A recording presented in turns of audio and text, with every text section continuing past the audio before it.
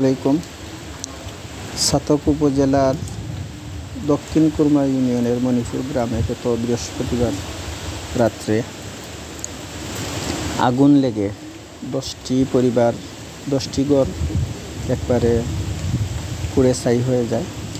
ছাতক উপজেলা জামাতের পক্ষ থেকে আজ উপজেলা আমির মাওলানা আখতার আলী সহ সাবেক উপজেলা আমির মাওলানা মুস্তাফিজুর রহমান সহ একটি প্রতিনিধি দল আজকে আগুনে পুড়ে যাওয়া ক্ষতিগ্রস্ত পরিবারের সাথে সাক্ষাৎ করা হয় এবং দোয়া করা হয়, সান্ত্বনা দেওয়া হয় এবং উপস্থিত আর্থিক কিছু সহায়তা করা হয়।